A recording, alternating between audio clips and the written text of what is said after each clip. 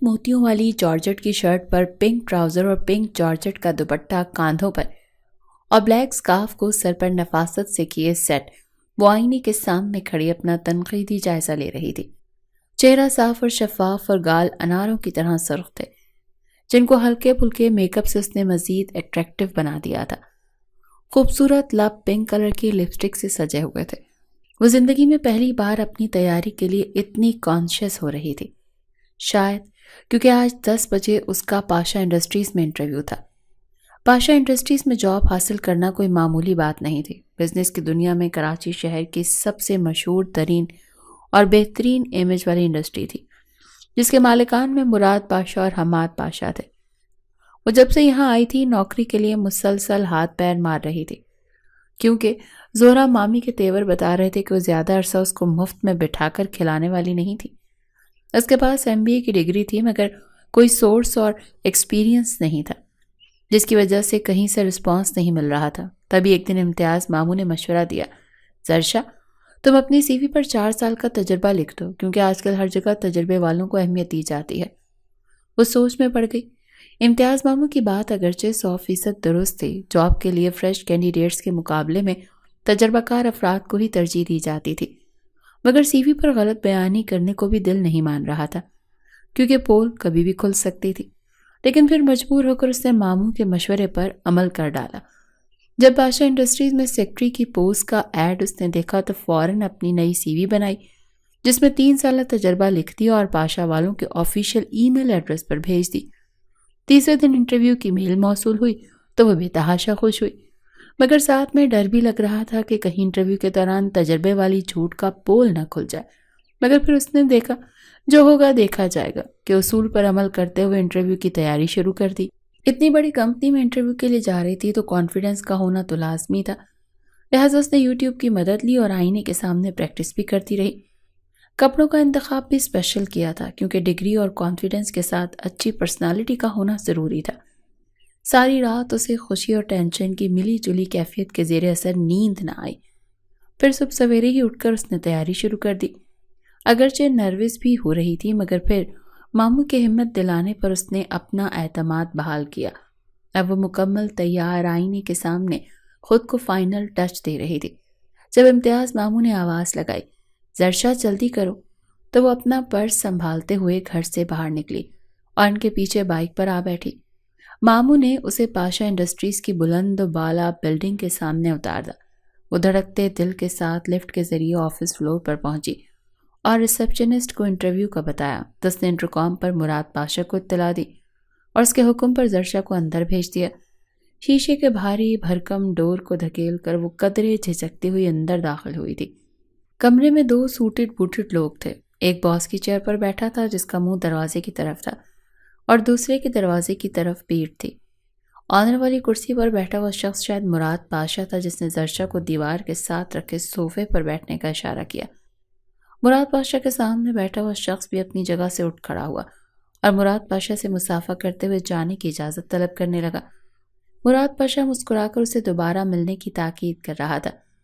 फिर जो ही वो जाने के लिए मुड़ा तो उसकी निगाह जरशा पर पड़ी तो वो साकित रह गया। कदम जैसे ज़मीन ने जकड़ लिए थे। उसी लम्हे जरशा की नज़र भी उस शख्स पर पड़ी और उसके सर पर तो गोया आसमान टूट पड़ा था, जिससे बचने के लिए वो 1 साल पहले कराची भाग आई थी। वही शख्स अब उसके सामने खड़ा था, शारेज आफंदी, उसका मुजरिम जिससे वो बेपनाह नफरत करती थी। शारेज आफंदी भी शशतर खड़ा उसे देख रहा था। इससे पहले कि वो उसकी तरफ बढ़ता, जरशा होश में आते फौरन वहां से भागी। उसे भागते देखकर शारेज आफंदी को भी होश आ गया और वो उसके पीछे लपका। आज अगर वो हाथ से निकल जाती तो उसे ढूंढना मुश्किल हो जाता। जरशा भी कॉरिडोर में पहुंची ही थी जब शारेज ने लपक कर उसे बाजू से पकड़ा और खींचता हुआ करीबी रूम में ले गया। जरशा जो इस उफ्ताद पर भौंचका सी होकर रह गई थी, बड़ी मुश्किल से अपने हवासों को संभालते हुए उसने शारेज आफंदी की तरफ देखा जो दरवाज़ा लॉक कर रहा था। जरशा की जान हलक में आई, क्योंकि शारेज आफंदी के तेवर बड़े खतरनाक थे। 1 साल पहले वो यूनिवर्सिटी में अपने लास्ट सेमेस्टर में थी, तब न जाने कैसे अचानक शारेज आफंदी की नज़र उस पर पड़ी। अगरचे जरशा तो उसके बारे में पहले से जानती थी, क्योंकि वो तो पूरी यूनिवर्सिटी में मशहूर था جتنی تعداد اس کے میل دوستوں کی تھی اس سے دگنی تعداد اس کی فیمیل فرینڈز کی تھی، لیکن وہ سب بھی اس طرح امیر گھرانوں کے بگڑے ہوئے لڑکے لڑکیاں تھے۔ اس کی فرینڈ لسٹ میں کوئی بھی مڈل کلاس لڑکا یا لڑکی ہونا تو دور کی بات، وہ اپنے سے کم سٹیٹس کے لوگوں سے بات تک کرنا گوارا نہیں کرتا تھا۔ پھر پتہ نہیں کیسے وہ مڈل کلاس زرشا رحمان کی طرف متوجہ ہو گیا، جو ایک بڑی سی چادر اوڑھا کرتی تھی، حالانکہ برقعے اور چادر والی لڑکیوں کو وہ حقارت سے دیکھتا تھا۔ ایک دن یونیورسٹی کے گارڈن میں وہ اپنے دوستوں کے ساتھ بیٹھا ہوا تھا، جب کچھ دور بیٹھی ایک لڑکی پر غیر ارادی طور پر اس کی نگاہ پڑی، جس کے کاندھوں سے چادر ڈھلکی ہوئی تھی اور بالوں کے آگے کی لٹیں آوارہ ہواؤں کی زد میں تھی۔ بڑی بڑی سیاہ آنکھیں، پرکشش سا معصومیت بھرا چہرہ، شارز آفندی یکٹک اسے دیکھے گیا۔ اس لڑکی تک بھی شاید اس کی نظروں کی تپش پہنچ گئی تھی۔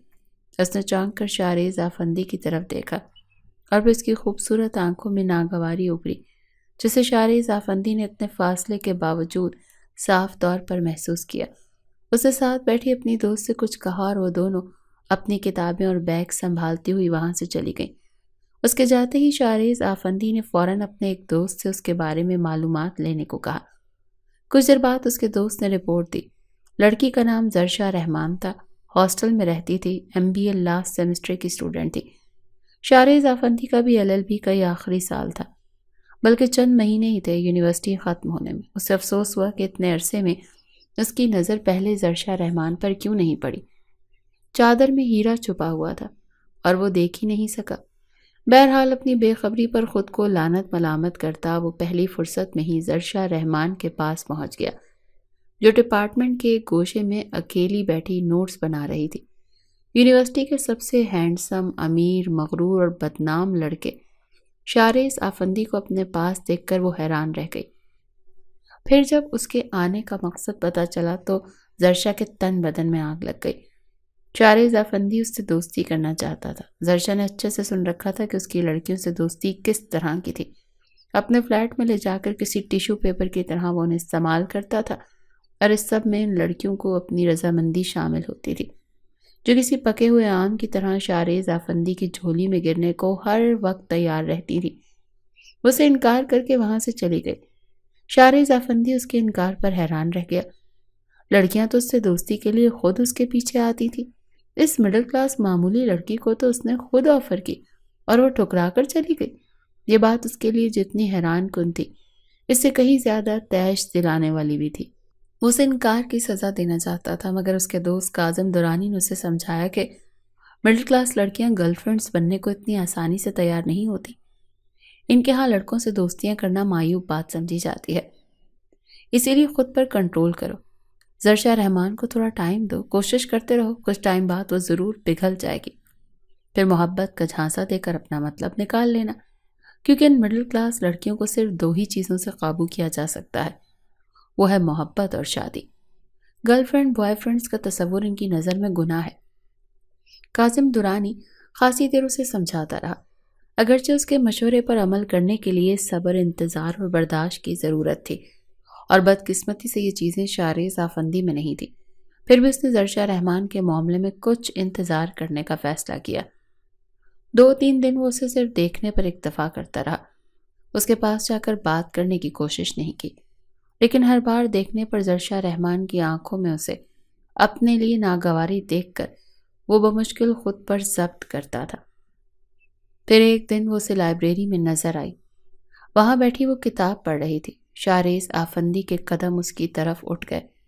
زرشا رحمان جو انہماک سے کتاب پڑھ رہی تھی، آہٹ محسوس کر کے جو ہی سر اوپر اٹھایا تو شارز آفندی کو کھڑے پایا۔ معمول کے مطابق زرشا رحمان کی پیشانی پر بل پڑ گئے، اسے اگنور کر کے وہاں سے جانے لگی تھی، جب شارز آفندی نے اس کا راستہ روکا۔ مسٹر، کیا مسئلہ ہے آپ کے ساتھ؟ اگرچہ وہ جانتی تھی کہ اس کا مقصد، پھر بھی اس نے انتہائی ضبط سے پوچھا تھا۔ دوستی کرنا چاہتا ہوں تم سے، جواب میں شارز آفندی نے اطمینان سے کہا۔ اس کا میں آپ کو پہلے ہی جواب دے چکی ہوں، لیکن مجھے تم سے ہر حال میں دوستی کرنی ہے، شارز آفندی نے ضدی لہجے میں کہا۔ اپنی حد میں رہے مسٹر شارز آفندی، زرشا نے غصے سے کہا اور وہاں سے چلی گئی۔ شارز آفندی پرسوچ انداز میں کھڑا اسے جاتا دیکھتا رہا۔ وہ چاہتا تو 2 منٹ میں اپنی اس دوسری بار کی ریجیکشن کا بدلہ لے سکتا تھا، مگر اس نے اپنے غصے کو کنٹرول کر لیا تھا۔ پھر اس نے زرشا رحمان کو راضی کرنے کے لیے ایک اور طریقہ اپنانے کا سوچا۔ دوسرے دن اس نے زرشا رحمان کو مہنگا گفٹ اور پھول بھجوا دیے، مگر اس نے بڑی نفرت سے شارز آفندی کے بھیجے گئے پھول اور گفٹ اس کی آنکھوں کے سامنے ڈسٹ بن میں پھینک دیے۔ اگر کاظم درانی اسے بروقت کنٹرول نہ کرتا تو وہ اسی وقت جا کر زرشا رحمان کا دماغ ٹھکانے لگا دیتا۔ انہی دنوں ایگزامز شروع ہو گئے۔ شارز آفندی اور اس کے گروپ کے باقی کی ایکٹیویٹیز بھی کم ہو گئی۔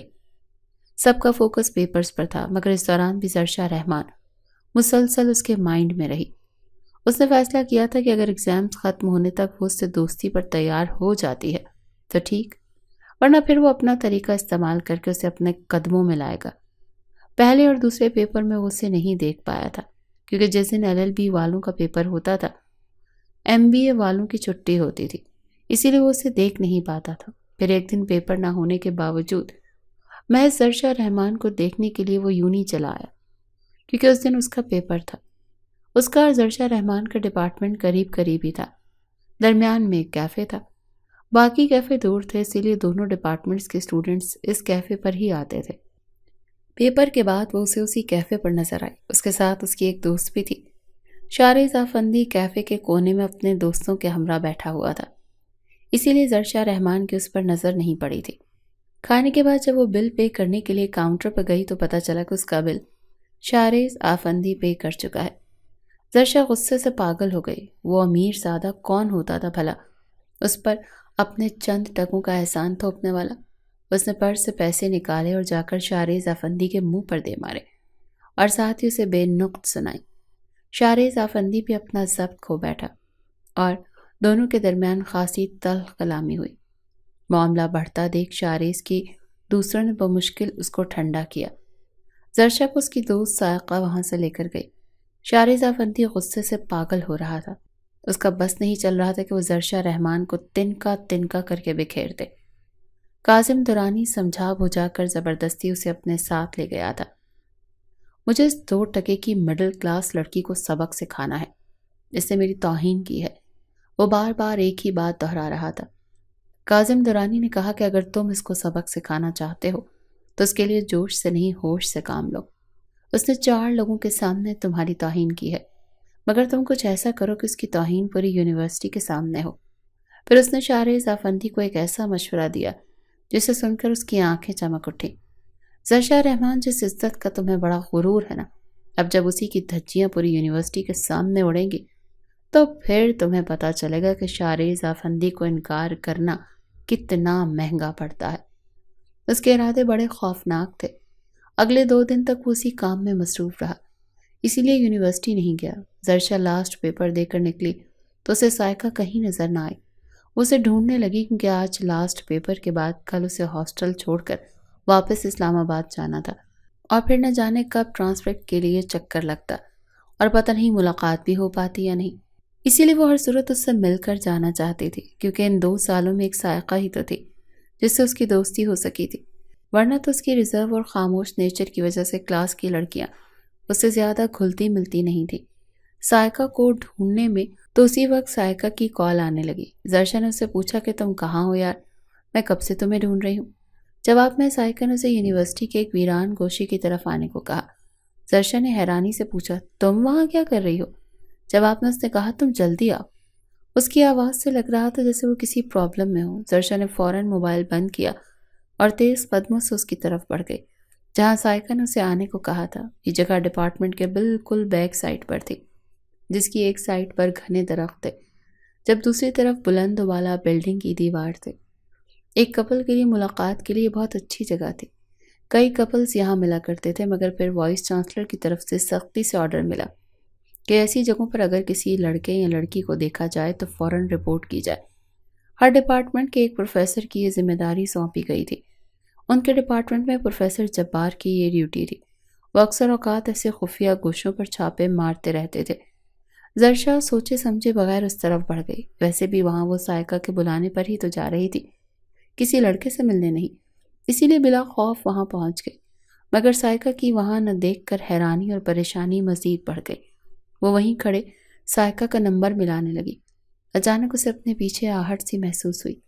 اس سے پہلے کہ وہ مڑتی، کسی نے نہایت ہی تیزی سے عقب سے اس کے منہ پر ہاتھ جما کر اسے پیچھے کی طرف کھینچ لیا۔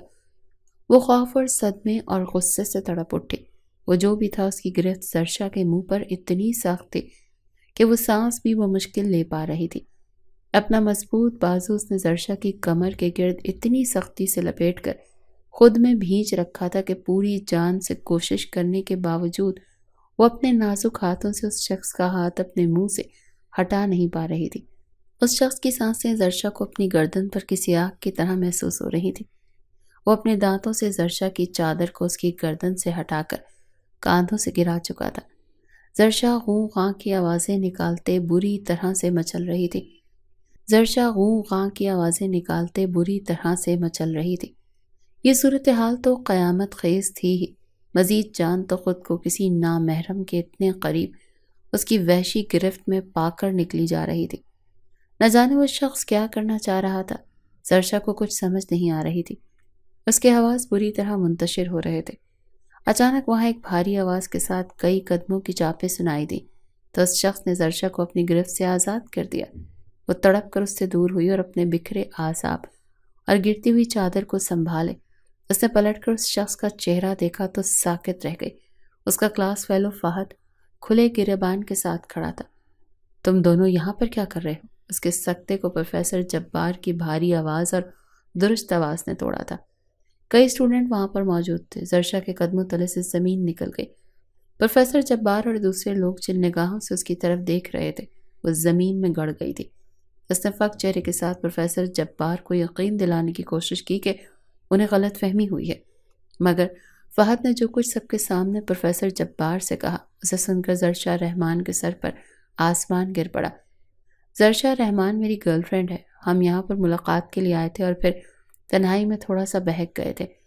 ہم سے غلطی ہو گئی، ہمیں معاف کر دیں۔ زرشا پھٹی پھٹی نگاہوں سے فہد کی طرف دیکھ رہی تھی۔ تم جھوٹ کیوں بول رہے ہو؟ میرا تم سے کوئی تعلق واسطہ نہیں ہے، نہ میں تم سے ملنے آئی ہوں، اس نے صدمے سے چلا کر اور غصے سے چلا کر کہا، مگر جواباً وہ ڈھٹائی سے مزید بکواس کرنے لگا۔ اب مکرنے کا فائدہ نہیں زرشا، بہتر ہوگا میری طرح تم بھی معافی مانگ لو سر سے۔ فہد کے جھوٹ پر اس کا دل چاہا کہ وہ ذلیل انسان کا گلا دبا دے۔ اس نے رو رو کر صفائی دینے کی بہت کوشش کی مگر پروفیسر نہ مانا۔ ان دونوں کا حلیہ بھی اس چیز کی نشاندہی کر رہا تھا کہ وہ دونوں یہاں کیا کر رہے تھے۔ پروفیسر جبار ان دونوں کو وائس چانسلر کے پاس لے گیا۔ وائس چانسلر نے دونوں کی انسلٹ کرتے ہوئے آئندہ کے لیے یونیورسٹی میں قدم نہ رکھنے کا حکم دیا۔ دکھ، صدمے اور ذلت کے احساس سے سفید پڑتے چہرے اور کانپتے ہوئے جسم کے ساتھ جب وہ وائس چانسلر کے آفس سے باہر آئی تو اس کا تماشا دیکھنے والا طلبہ کا ایک ہجوم تھا۔ تمسخرانہ نگاہیں، کئی طرح کی حقارت بھرے جملے، ہنسی۔ زرشا کا دل کر رہا تھا زمین پھٹے اور وہ اس میں جا سمائے۔ بہتی آنکھوں اور جھکتے سر کے ساتھ بمشکل قدم اٹھاتے اس ہجوم کے سامنے سے جلد از جلد وہ گزر جانا چاہتی تھی، جب اچانک شارز آفندی اس کے سامنے آ گیا۔ کیوں زرشا رحمان، کیسا محسوس ہو رہا ہے؟ بڑی نیک شریف بنی پھرتی تھی، پل میں ساری نیک نامی مٹی میں مل گئی۔ اس کی سانپ کی طرح پھنکارتی سرد آواز میں کہے گئے فقرے اور چہرے کے تاثرات سے زرشا رحمان کو جھٹکا لگا۔ لمحے کے 1000ویں حصے میں اسے اس سارے گیم کی وجہ سمجھ آ گئی۔ اس کے ساتھ یہ سب کچھ شارز آفندی نے کروایا تھا۔ صدمے سے نڈھال اس کے مردہ وجود نے غصے کی آگ میں دہک اٹھتے ہی اچانک جیسے جان آ گئی۔ اگر وہ یوں ہی خاموشی سے چلی جاتی تو اس کے کردار کا غلط تاثر ہمیشہ کے لیے یہاں رہ جاتا۔ تو یہ سارا کیا دھرا تمہارا ہے؟ غصے سے مٹھیاں بھیجتے ہوئے اس نے شارز آفندی کو نفرت بھری نگاہوں سے دیکھتے ہوئے کہا، تو جواب میں کاندھے اچکائے ہوئے وہ مسکرایا تھا۔ زرشا چند پل کے لیے اسے خون آشام نگاہوں سے دیکھتی رہی اور پھر اپنے جسم کی تمام انرجی بروئے کار لاتے ہوئے شارز آفندی کے منہ پر ایک تماچا دے مارا۔ صرف اسی پر بس نہیں کیا بلکہ اس پر تھوک بھی دیا، جو چہرے پر تو نہیں مگر کپڑوں پر ضرور گیا۔ آس پاس کے تمام اسٹوڈنٹس ہکا بکا رہ گئے۔ شارز آفندی گال پر ہاتھ رکھے چند لمحے تو ساکت رہ گیا، پھر انتہائی جارحانہ انداز میں زرشا کی طرف بڑھا جیسے اس کا گلا دبا ڈالے گا۔ اس کے دوستوں نے بھاگ کر اسے قابو کیا۔ زرشا رحمان غصے سے چلا کر کہنے لگی، میرے ساتھ جو کچھ بھی ہوا یہ اس کمینے انسان نے کروایا ہے، کیونکہ میں نے اس کی دوستی کی آفر ٹھکرائی تھی، جس کا بدلہ لینے کے لیے اس نے یہ کھیل کھیلا۔ وہ چلا چلا کر اسے گالیاں دے رہی تھی اور بد دعائیں دینے کے ساتھ ساتھ اس کی ایک ایک بات وہاں موجود لوگوں کو بتائی گئی۔ کچھ دیر پہلے جن نگاہوں میں زرشا کے لیے حقارت تمسخر تھا، وہ سب نگاہیں حیرانگی اور افسوس سے شارز آفندی کو دیکھ رہی تھی۔ شارز آفندی سرخ چہرے کے ساتھ زرشا رحمان کو گھور رہا تھا۔ اگر اس کے دوستوں نے اسے پکڑ نہ رکھا ہوتا تو وہ اس لڑکی کے منہ پر جوابی تھپڑ مار کر اس کی چلتی زبان ضرور بند کروا دیتا۔ شارز آفندی کو تھپڑ مارنے اور اپنے دل کی بھڑاس نکالنے کے بعد وہ بھاگتے ہوئے وہاں سے نکلی تھی۔ ہاسٹل پہنچ کر وہ بستر پر گر کر پھوٹ پھوٹ کر روتی رہی تھی۔ زندگی میں پہلی بار اتنی بڑی ذلت کا سامنا اسے کرنا پڑا تھا۔ 2-3 گھنٹے اس نے مسلسل روتے فہد اور شارز آفندی کو بد دعائیں دیتے ہوئے گزارے۔ پھر وہ اٹھ کر پیکنگ کرنے لگی۔ اسے کل صبح صبح ہمیشہ ہمیشہ کے لیے یہ ہاسٹل اور یونیورسٹی چھوڑ دینی تھی۔ اسے یونیورسٹی کے ساتھ ہاسٹل سے بلکہ لاہور شہر سے ہی نفرت محسوس ہو رہی تھی۔ وہ اب جلد از جلد یہاں سے نکل جانا چاہتی تھی۔ پیکنگ کے دوران بھی اس کی آنکھوں سے آنسو گرتے رہے۔ شارز آفندی بدلہ لینے کے لیے اس حد تک گر جائے گا اس نے تو کبھی سوچا بھی نہیں تھا۔ اس سب میں اس کا ساتھ دینے والا فہد تھا۔ اس کے دل و دماغ میں نفرت اور غصے کی چنگاریاں اٹھ رہی تھیں۔ اچانک اسے سائقہ کا خیال آیا۔ اسے اس جگہ پر بلانے والی تو وہی تھی۔ زرشا کو یاد آئی اس پورے حادثے کے دوران اسے سائقہ کو نہیں دیکھا تھا، تو کیا اس کی پیٹھ میں چھرا اس کی اپنی دوست نے کھونپا تھا؟ اس نے اپنے پرس سے فون نکال کر دیکھا، سائقہ کی کوئی کال کوئی میسج بھی نہیں تھا۔ زرشا نے اس کا نمبر ملایا تو وہ بند جا رہا تھا۔ واٹس ایپ کھول کر چیک کیا تو اس کی ڈی پی شو نہیں ہو رہی تھی، یعنی وہ اسے بلاک کر گئی تھی۔ زرشا کو شدید دھچکا لگا۔ سائقہ کا غائب ہونا اور اسے بلاک کرنا اس بات کا ثبوت تھا کہ اس کھیل میں اس نے بھی حصہ لیا تھا۔ نہ جانے پیسے لے کر دوست سے غداری کی یا کوئی اور وجہ تھی۔ بہرحال اس نے زرشا کے اعتماد کا خون کیا تھا۔ وہ گمسم بیٹھی سائقہ کے دھوکے کا ماتم کر رہی تھی جب اس کے موبائل پر ایک انجان نمبر سے کال آئی تھی۔ نہ جانے کون تھا، اس نے اپنی شناخت ظاہر کیے بنا زرشا سے کہا وہ جلد از جلد ہاسٹل سے نکل کر اپنے گھر چلی جائے۔ شارز آفندی اس کے اغوا کا پلان بنا چکا ہے۔ اس کے آدمی کل ہاسٹل کے باہر چھپ کر بیٹھیں گے۔ جیسے ہی وہ باہر نکلے گی اسے اٹھا لیں گے، اور اس کے بعد اس کے ساتھ کیا کرے گا یہ وہ خود بھی جانتی تھی۔ زرشا رحمان کے پورے وجود میں خوف کی لہر دوڑ گئی۔ نہ جانے وہ شخص سچ کہہ رہا تھا یا نہیں، مگر اتنا تو وہ بھی جانتی تھی کہ شارز آفندی اسے چھوڑنے والا تو ہرگز نہیں تھا۔ پہلے صرف زبانی جھگڑے کا بدلہ لینے کے لیے اس نے اتنی بڑی حرکت کر دی تھی، اور اب تو وہ اسے تھپڑ مار آئی تھی، وہ بھی پوری یونیورسٹی کے سامنے۔ پھر کیسے وہ چپ بیٹھ سکتا تھا بھلا؟ لیکن اس کا خیر خواہ یہ شخص کون تھا بھلا؟ اور اس کے پاس اس کا نمبر کہاں سے آیا تھا؟ اور وہ کیوں اس کی مدد کرنا چاہتا تھا؟ اور شارز آفندی کے اس پلان کا اسے کیسے پتا چلا؟ کہیں وہ اس کا ہی آدمی تو نہیں تھا جو اسے دھوکے سے ہاسٹل سے باہر لانا چاہتا تھا؟ اس خیال نے اسے ڈرا دیا، کیونکہ ایک بار دھوکہ کھا چکی تھی، وہ بھی اپنی بیسٹ فرینڈ کے ہاتھوں۔ اب کیسے کسی انجان شخص پر بھروسہ کر لیتی؟ اس کے سوالوں اور خدشات کے جواب میں اس شخص نے کہا میں آپ کی اس لیے مدد کرنا چاہتا ہوں کیونکہ میری بھی بہنیں ہیں۔ کسی اور کی بہن بیٹی کے ساتھ غلط ہونے جا رہا ہو اور میں جانتے ہوئے بھی مدد نہ کروں، مجھ میں اتنی بے حسی نہیں ہے۔ شارز آفندی کے کرتوتوں سے میں اچھی طرح واقف ہوں۔ لڑکیوں کو ٹیشو پیپر کی طرح استعمال کر کے پھینک دیتا ہے۔ رہی بات نمبر کی کہ کہاں سے آیا اور شارز آفندی کے پلان کا مجھے کیسے پتا چلا، تو اس بات کو جانے دیں۔ میں معذرت خواہ ہوں کہ سیکیورٹی خدشات کی وجہ سے اپنی شناخت ظاہر نہیں کر سکتا، کیونکہ شارز آفندی اثر و رسوخ رکھنے والا ایک خطرناک بندہ ہے، جبکہ میں مڈل کلاس ہوں۔ بہرحال میرا فرض تھا آپ کو خطرے سے آگاہ کرنا۔ اگر بھائی سمجھ کر اعتبار کر لیں تو پلیز کل صبح ہونے سے پہلے ہاسٹل چھوڑ دیں، کیونکہ کل ہاسٹل کے باہر آپ کی نگرانی ہوگی۔ یہ کہنے کے بعد اس نے کال بند کر دی۔ زرشا رحمان شدید قسم کی ٹینشن میں مبتلا ہو گئی۔ وہ فیصلہ نہیں کر پا رہی تھی کہ اس انجان شخص کی بات پر بھروسہ کرتے ہوئے ابھی ہاسٹل چھوڑ دے یا صبح تک رکے۔ رکنا بھی خطرے سے خالی نہیں تھا۔ سائقہ کے علاوہ اس نے کوئی دوست بھی نہیں بنائی تھی جس سے مشورہ کرتی۔ روم میٹ بھی گھر گئی ہوئی تھی۔ اگر یہاں ہوتی تو بھی زرشا اس سے اپنی پرسنل باتیں شیئر نہیں کر سکتی تھی، کیونکہ دونوں کے درمیان بے تکلفی نہیں رہی کبھی۔ پھر اس نے اللہ پر چھوڑتے ہوئے ہاسٹل سے نکلنے کا فیصلہ کیا۔ جلدی جلدی اپلیکیشن لکھ کر وہ ہاسٹل وارڈن کے پاس گئی اور تمام واجبات کلیئر کر کے درود شریف پڑھتی وہ ہاسٹل سے نکل آئی۔ ٹیکسی میں بیٹھ کر بس اسٹاپ پر پہنچی تو خوش قسمتی سے ایک بس اسلام آباد کی طرف روانگی کے لیے تیار کھڑی تھی۔ وہ جلدی سے بس میں سوار ہو گئی۔ بس میں بیٹھ کر اسے یقین آ گیا جس نے اسے کال کی تھی وہ واقعی میں ہی اس کا خیر خواہ تھا۔ زرشا دل ہی دل میں اس کی ممنون ہو رہی تھی۔ امتیاز ماموں کو کال کر کے اس نے آنے کا بتا دیا تھا۔ اس کے پیرنٹس کی ایک حادثے میں 5 سال پہلے ڈیتھ ہو چکی تھی۔ وہ ماموں ممانی کے ساتھ رہتی تھی۔ ماموں کی اپنی کوئی اولاد نہیں تھی۔ وہ زرشا کو اپنی اولاد کی طرح ہی چاہتے تھے۔ البتہ زہرہ ممانی تھوڑی تنگ دل قسم کی عورت تھی۔ امتیاز ماموں نے اس کا ایڈمیشن اسی لیے لاہور کی یونیورسٹی میں کرایا تھا کیونکہ ایک تو پنجاب یونیورسٹی میں پڑھنا زرشا کی خواہش تھی اور دوسرا وہ اپنی بیوی کی عادتوں سے بھی واقف تھے۔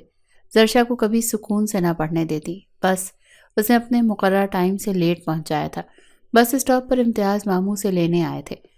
راستے میں انہوں نے بتایا کہ ان کا تبادلہ کراچی ہو گیا ہے، 2 دن بعد وہ شفٹ ہو رہے ہیں، تو اسی کے انتظار میں رکے ہوئے تھے۔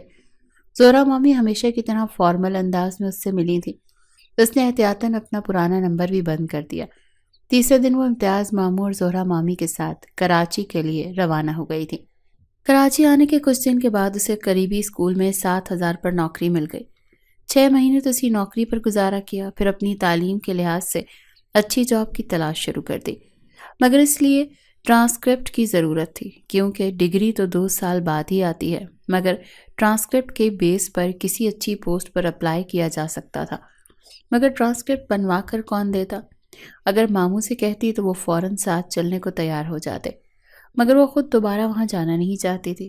ایک تو بری یادیں وابستہ تھیں اس جگہ سے، دوسرا دل میں کہیں شارز آفندی کا بھی خوف موجود تھا۔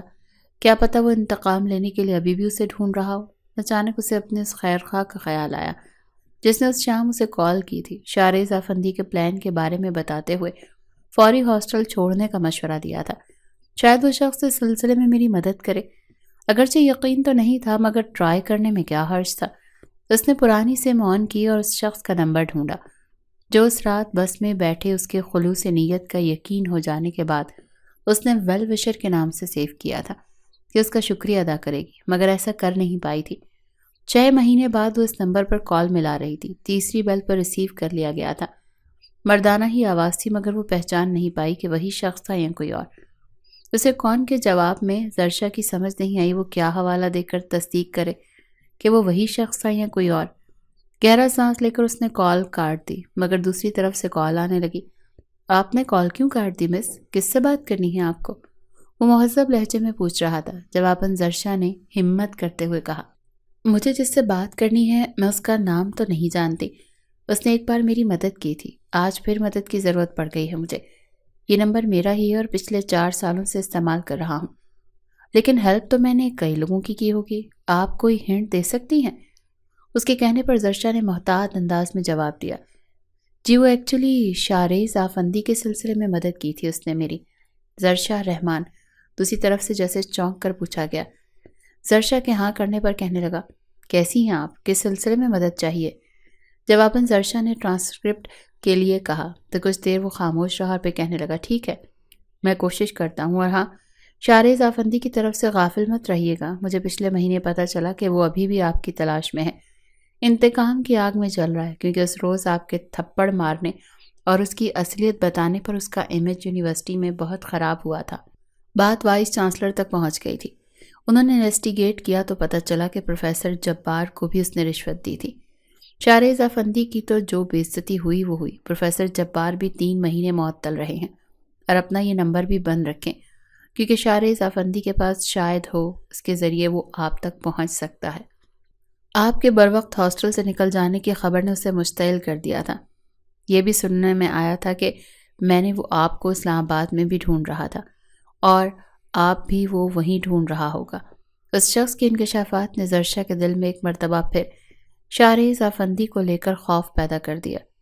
وہ تو سمجھی تھی وقت گزرنے کے ساتھ ساتھ اس کے انتقام کے تاثرات سرد پڑ گئے ہوں گے، مگر وہ تو ابھی بھی اسے ہی ڈھونڈ رہا تھا۔ وہ اتنی ڈری کہ اپنی سم نکال کر بھی توڑ دی۔ 10 دن کے اندر اسے اپنی ٹرانسکرپٹ بھی ڈاک کے ذریعے مل گئی تھی۔ یہ اس شخص کا اس پر دوسرا بڑا احسان تھا۔ اپنے نئے نمبر سے زرشا نے اس سے کانٹیکٹ رکھا ہوا تھا۔ چند مرتبہ کال پر بات کرنے کے بعد اس نے زرشا سے اپنا تعارف کروا دیا۔ وہ رجب آفریدی تھا، شارز آفندی کا کلاس فیلو اور حریف۔ شارز آفندی کے گروپ کا ایک لڑکا رجب آفریدی کے لیے مخبری کیا کرتا تھا۔ اس کے ذریعے ہی اسے زرشا رحمان کے بارے میں شارز آفندی کے خطرناک ارادوں کا پتہ چلا، تو اس نے ایک کلرک کو پیسے دے کر زرشا کی فائل سے اس کا نمبر نکال کر اسے بروقت آگاہ کر کے بچا لیا تھا۔ رجب آفریدی اب اس کا اچھا دوست بن چکا تھا۔ ایک بار وہ کسی کام سے کراچی آیا تو زرشا نے اس سے ملاقات بھی کی تھی۔ وہ صرف نیچر کا ہی اچھا نہیں تھا بلکہ گڈ لکنگ بھی تھا۔ کچھ عرصے سے وہ انگلینڈ گیا ہوا تھا ایک کورس کے سلسلے میں۔ اس نے کھل کر تو نہیں مگر اشاروں کنایوں میں زرشا کو باور کرا دیا تھا کہ وہ اس کے لیے فیلنگز رکھتا ہے۔ زرشا نے سوچ رکھا تھا جب بھی وہ اسے شادی کا کہے گا وہ پرپوزل ایکسیپٹ کر لے گی۔ ٹرانسکرپٹ مل جانے کے بعد اس نے کئی جگہ اپلائی کیا اور پھر جب مراد بادشاہ انڈسٹریز میں انٹرویو کے لیے بلایا گیا تو 1 سال بعد شارز آفندی کو وہاں دیکھ کر وہ ڈر گئی اور وہاں سے بھاگنا چاہا تھا، مگر شارز آفندی نے اس کی یہ کوشش ناکام بنا دی۔ دروازہ لاک کرنے کے بعد جب وہ خطرناک تیوروں سمیت اس کے قریب آیا تو زرشا خوف سے بے ہوش ہو گئی۔ جب ہوش آیا تو اس نے اپنے آپ کو کسی اجنبی کمرے میں بیڈ پر لیٹے پایا۔ گھبرا کر وہ فوراً اٹھی تھی پر صوفے پر بیٹھے شارز آفندی پر نگاہ پڑی تو سہم گئی۔ وہ ٹانگ پر ٹانگ رکھے بڑے ہی سکون سے اسے دیکھ رہا تھا، پھر صوفے سے اٹھ کر اس کے پاس آنے لگا۔ زرشا خوف سے لرزتے ہوئے بیڈ پر پیچھے کی جانب کھسکنے لگی۔ وہ دونوں ہاتھ بیڈ پر رکھے اس کی آنکھوں میں آنکھیں گاڑتے آگے کی طرف جھکا اور سرد سلگتی ہوئی آواز میں بولا، تمہیں کیا لگا تھا زرشا رحمان؟ تمہارا کبھی مجھ سے سامنا ہی نہیں ہوگا کیا؟ پچھلے 1 سال سے ڈھونڈ رہا تھا۔ جو تھپڑ تم نے بھری یونیورسٹی میں میرے منہ پر مارا تھا اس تھپڑ کی گونج آج بھی مجھے اپنے کانوں میں سنائی دیتی ہے۔ چاہو تو ابھی کے ابھی تم سے حساب برابر کر لوں۔ ایسا ہی سوچا ہوا تھا کہ جب بھی ملو گی وہ حال کروں گا کہ ہمیشہ مجھے یاد رکھو گی، لیکن اب میں نے اپنا ارادہ بدل لیا ہے۔ تمہیں ایک ہی بار سزا نہیں دوں گا بلکہ پل پل تڑپاؤں گا اور پھر تمہارے تڑپنے کا مزہ اپنی آنکھوں سے دیکھوں گا۔ کیا مطلب؟ زرشا نے ہراساں نظروں سے دیکھتے خوف سے لرزتی ہوئی آواز میں پوچھا۔ مطلب یہ کہ تم ساری زندگی میری قید میں رہو گی۔ دنیا کی نظر میں تم میری بیوی کہلاؤ گی مگر میرے لیے تم صرف دشمن ہوگی جس کو اذیت دے کر پل پل تڑپانا ہے میں نے۔ نہیں، میں تم سے شادی نہیں کروں گی۔ انتقام لینا ہے تو ویسا ہی تھپڑ مجھے مار لو لیکن پلیز جانے دو۔ زرشا نے روتے ہوئے اس کے سامنے ہاتھ جوڑے۔ پاگل سمجھ رکھا ہے کیا مجھے؟ شارز آفندی نے گھورا اور پھر کہنے لگا، چلو ٹھیک ہے، تمہاری سزا آسان کرتا ہوں۔ اپنے آپ کو 3-4 گھنٹوں کے لیے چپ چاپ میرے حوالے کر دو، اس کے بعد میں تمہیں جانے دوں گا۔ وہ یوں نارمل انداز میں کہہ رہا تھا جیسے یہ کوئی معمولی سی بات ہو، جبکہ زرشا کی سانس لینے میں اٹکنے لگی تھی۔ وہ نفی میں سر ہلاتی تڑپ کر بیڈ کی دوسری طرف سے اتر کر کھڑی ہو گئی۔ شارز آفندی کے چہرے کے عضلات تن گئے۔ پینٹ کی جیبوں میں ہاتھ ڈالے وہ اس کی طرف بڑھا تو وہ روتے ہوئے پیچھے ہٹتے ہٹتے دیوار سے جا لگی۔ شارز آفندی نے دونوں ہاتھ دیوار پر اس کے دائیں بائیں رکھتے اپنی سرد آنکھوں سے سر سے پیر تک اسے گھورنے لگا۔ زرشا اپنی سانس تک روک گئی۔ دل خوف سے یوں لرز رہا تھا گویا بھی سینے سے باہر نکل آئے گا۔ دیوار سے وہ یوں چپکی ہوئی تھی جیسے یہ دیوار اسے شارز آفندی سے بچا لے گی۔ ابھی کچھ دیر میں نکاح ہے ہمارا، اور اگر تم سے انکار کیا تو یاد رکھنا زرشا رحمان، تمہارا جو حال ہوگا وہ تو ہوگا ہی۔ تمہارے ماموں ممانی بھی کل صبح کا سورج نہیں دیکھ سکیں گے۔ آج رات کچھ ڈاکو ان کے گھر میں گھسیں گے اور مزاحمت پر دونوں کو اوپر پہنچا دیں گے۔ اچھا پلان ہے نا میرا؟ اس نے سرسراتی ہوئی آواز میں کہا۔ زرشا پھٹی پھٹی نگاہوں سے اسے دیکھے گئی۔ نہیں، ان کو کچھ مت کرنا، میں تیار ہوں۔ وہ ہاں کرتے پھوٹ پھوٹ کر رو دی۔ پھر کچھ دیر بعد وہ شارز آفندی کی بیوی بن چکی تھی۔ نکاح کے بعد وہ اس کے قریب آیا تو زرشا خوف زدہ ہو گئی، لیکن وہ سخت تاثرات سمیت اس کا ہاتھ تھامے کھینچتا ہوا اپنی گاڑی تک لایا اور دروازہ کھول کر اسے اندر دھکیل دیا۔ اگلے پل وہ انتہائی ریش ڈرائیونگ کرتا رہا تھا، جبکہ پچھلی سیٹ پر اوندھے منہ پڑی زرشا سسک رہی تھی۔ کچھ دیر بعد گاڑی رک گئی۔ شارز آفندی نے ایک بار پھر اسے بازو سے کھینچ کر باہر نکالا۔ یہ کھینچتا وہ اندر کی طرف بڑھا۔ یہ ایک وسیع اور خوبصورت بنگلہ تھا۔ ایک بڑے ہال نما کمرے میں آ کر اس نے زرشا کا بازو اچانک چھوڑا تو وہ گرتے گرتے بچی۔ دوپٹہ سنبھال کر سر پر رکھتے اور حواسوں کو سنبھالتے اس نے سامنے دیکھا تو ایک ادھیڑ عمر شخص اور خاتون بیٹھے ہوئے تھے جو اب حیرانگی سے ان کی طرف دیکھتے اپنی جگہ سے اٹھ کھڑے ہوئے تھے۔ یہ لڑکی کون ہے؟ ادھیڑ عمر نے شخص نے شارز آفندی سے کڑے لہجے میں پوچھا۔ جواباً وہ لاپرواہی سے بولا، بیوی ہے میری۔ اس کی بات پر ان دونوں مرد اور عورت کو کرنٹ سا لگا جیسے۔ شارز آفندی کی اس ادھیڑ عمر شخص سے تو میں ہونے لگی۔ پھر بیچ میں اسی عورت نے بھی حصہ لیا تو وہ شدید غصے میں آ گیا اور انتہائی بدتمیزی سے کہنے لگا کہ وہ اس کے ذاتی معاملات میں دخل نہ دیں۔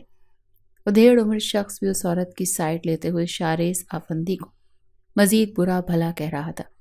زرشا خوف سے دھڑکتے دل کے ساتھ خاموش تماشائی بنی کھڑی تھی۔ اب ان کے جھگڑے کا موضوع گفتگو وہ نہیں بلکہ پیسے تھے جو شاید شارز نے اس ادھیڑ عمر شخص جو غالباً اس کا باپ تھا اس کی پرمیشن کے بغیر اڑائے تھے۔ کافی دیر تکرار کے بعد وہ غصے سے بکتا جھکتا واپس باہر نکل گیا، زرشا کی طرف دیکھے بنا۔ وہ دونوں مرد اور عورت اپنی بحث میں مصروف ہو گئے جبکہ زرشا ایک کونے میں ششتر کھڑی تھی کہ اب کیا کرے۔ جو شخص اسے لایا تھا وہ لاتعلق ہو کر نکل گیا تھا۔ اچانک اس کے ذہن میں جھماکا ہوا، اچھا موقع ہے وہاں سے نکلنے کا۔ وہ تیزی سے وہاں سے نکلی۔ اس مرد اور عورت نے اسے جاتے دیکھا مگر کہا کچھ نہیں۔ جب وہ گیٹ پر پہنچی تو گارڈ سامنے آ گیا۔ سوری میڈم، آپ باہر نہیں جا سکتی، چھوٹے صاحب کا سختی سے آرڈر ہے۔ زرشا گہری سانس لے کر رہ گئی۔ وہ اتنا بھی غافل نہیں تھا، اس کے متعلق احکام دے کر ہی گیا تھا۔ وہ مرے مرے قدموں سے اندر کی طرف بڑھی۔ بحث میں مصروف مرد اور عورت اسے دوبارہ آتا دیکھ کر چونکے۔ وہ گارڈز نہیں جانے دے رہے۔ ان کی سوالیہ نگاہوں کے جواب میں وہ منمنائی۔ کیا وہ تمہیں زبردستی لایا ہے؟ مرد نے خشک لہجے اور زرشا سے پوچھا تو اس نے ڈبڈبائی آنکھوں سمیت اس بات میں سر ہلا دیا۔ دیکھ لیں کس قدر آوارہ مزاج ہے۔ آپ کا بیٹا کسی کی بیٹی کو زبردستی اٹھا کر لے آیا ہے اپنی عیاشی کے لیے۔ اس عورت کے الفاظ پر زرشا زمین میں گڑ گئی۔ تم اس کی سگی ماں کی طرح تربیت کرتی تو وہ آوارہ نہ بنتا۔ آدمی نے بھی فوراً تانا مارا تو وہ عورت بھڑک اٹھی اور اب ان کے درمیان جھگڑا شروع ہو گیا تھا۔ پھر جب عورت غصے سے واک آؤٹ کر گئی تو اس آدمی کو زرشا کا خیال آیا۔ اس نے بے حد خراب موڈ کے ساتھ ملازمہ سے کہا کہ اسے شارز آفندی کے کمرے میں چھوڑ آئے۔ ملازمہ اسے شارز آفندی کے کمرے میں چھوڑ کر چلی گئی تھی۔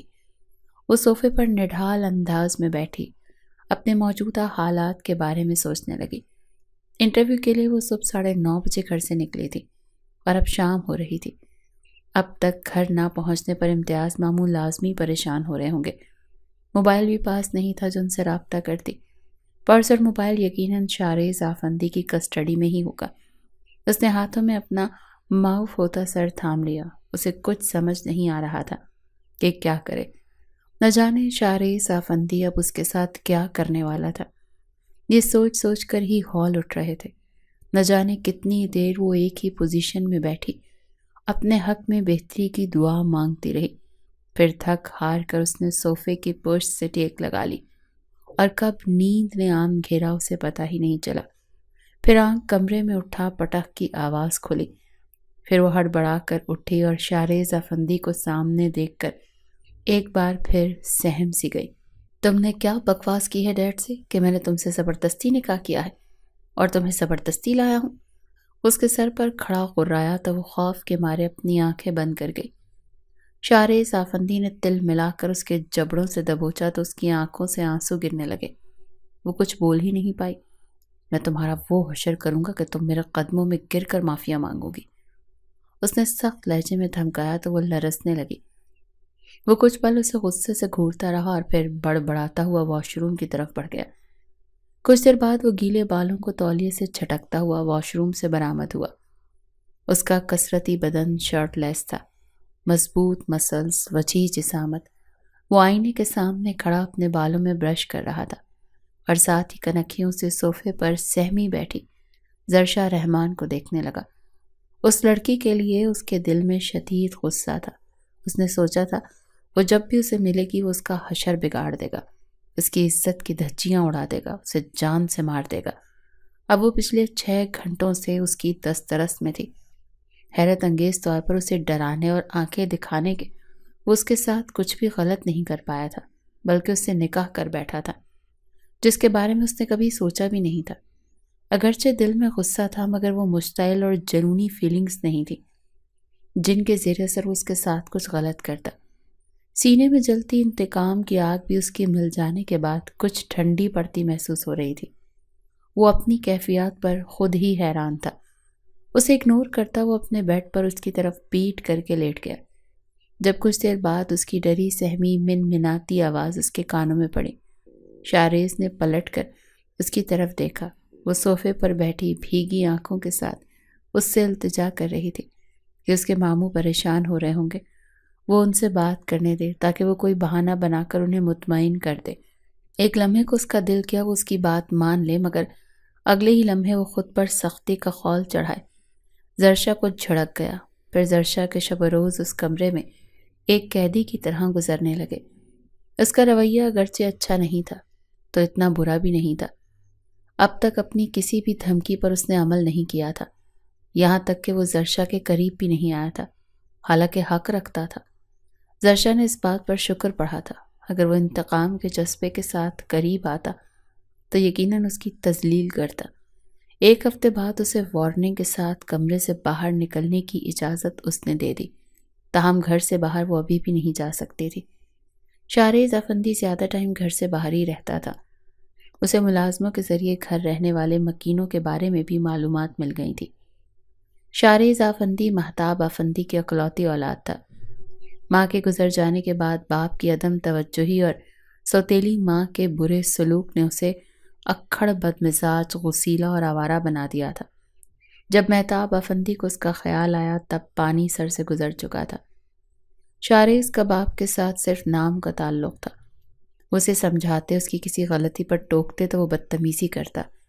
اسی وجہ سے مہتاب افندی کا اپنی بیوی شہانہ سے بھی جھگڑا ہو جاتا تھا کہ اس نے کیوں شاریز کو سگی ماں والا پیار اور توجہ نہیں دی۔